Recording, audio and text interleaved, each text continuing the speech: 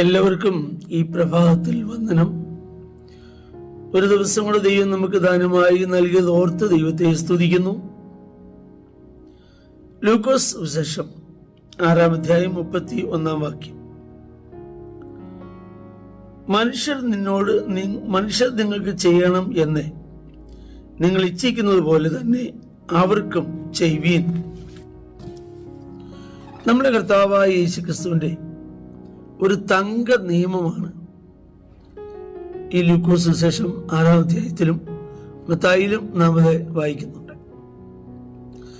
ലോകത്തിൽ ഒരു ഗുരുക്കന്മാരും ഇന്ന് വരെ പറഞ്ഞിട്ടില്ലാത്ത ഒരു പ്രത്യേക സ്റ്റേറ്റ്മെന്റാണ്.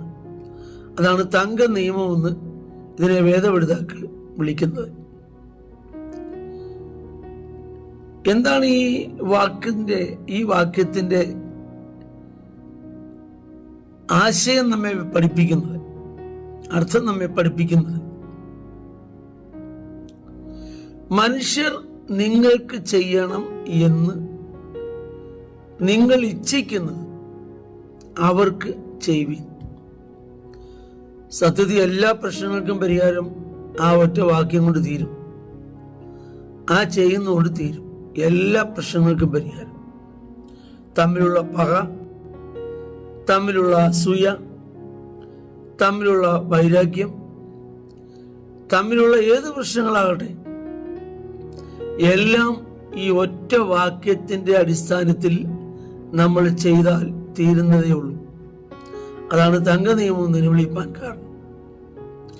മനുഷ്യർ നമുക്ക് ചെയ്യണമെന്ന് നാം ഇച്ഛിക്കുന്നത്, ആഗ്രഹിക്കുന്നത് എന്തൊക്കെയാ മനുഷ്യന്റെ താല്പര്യങ്ങൾ? ഇന്ന് പറയുന്ന കംപ്ലൈന്റ്സ് മുഴുവൻ, സകല കംപ്ലൈന്റുകളും മറ്റുള്ളവർ നമുക്ക് ചെയ്യാത്തതാണല്ലോ. രാഷ്ട്രത്തോടുള്ള കംപ്ലൈന്റ്, രാജ്യം ഭരിക്കുന്നവർ വേണ്ടതുപോലെ ചെയ്യുന്നില്ല എന്നുള്ളതാണല്ലോ. നാം ഉൾപ്പെട്ടു നിൽക്കുന്ന സഭകളോടുള്ള നിലപാടും അങ്ങനെയാണല്ലോ. നമ്മൾ ആഗ്രഹിക്കുന്ന വലുത് നടക്കുന്നില്ല എന്നുള്ളതാണല്ലോ. ഇതിനെല്ലാം ഏക പരിഹാരം ഒന്നേ ഉള്ളൂ. എന്ത് നമ്മൾ ഇച്ഛിക്കുന്നുവോ അത് അങ്ങോട്ടങ്ങ് ചെയ്താൽ മതി. പ്രശ്നം പരിഹരിച്ചു. പിന്നെ ഒരു പ്രശ്നം ഉദിക്കുന്നില്ല. എന്നെ കണ്ടിട്ട് മിണ്ടിയില്ലല്ലോ, അങ്ങോട്ടങ്ങ് മിണ്ടിയാൽ മതിയല്ലോ, പ്രശ്നം തീർന്നു. എന്നെ കണ്ട് കൈ തന്നില്ലല്ലോ, ഒരു കൈ കൊടുത്താൽ മതിയല്ലോ, തീർന്നു പ്രശ്നം. അപ്പൊ എന്ത് നാം ആഗ്രഹിക്കുന്നുവോ, എന്ത് നാം പ്രതീക്ഷിക്കുന്നുവോ അത് ചെയ്തു കഴിയുമ്പോൾ പ്രശ്നങ്ങൾ പരിഹരിച്ചു കഴിഞ്ഞു.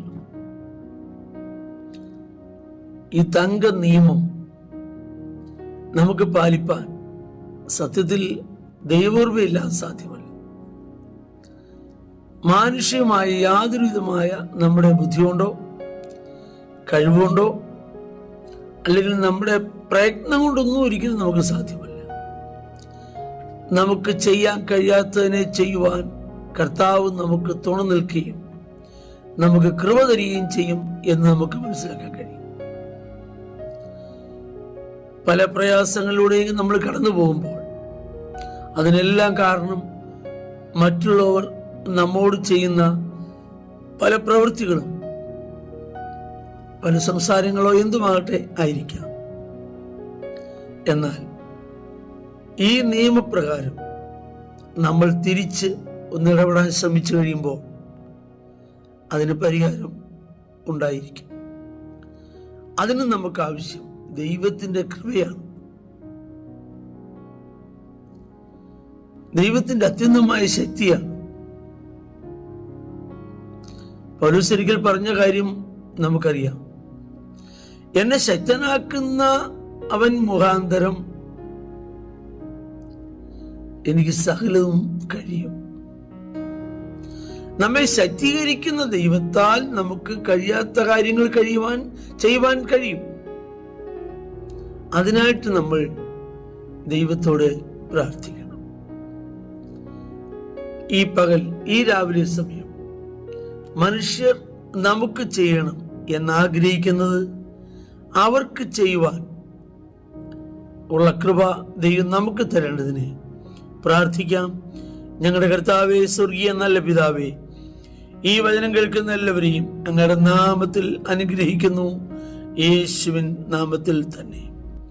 ആമേൻ. ദൈവം നമ്മെ എല്ലാവരെയും ധാരാളമായി അനുഗ്രഹിക്കണം.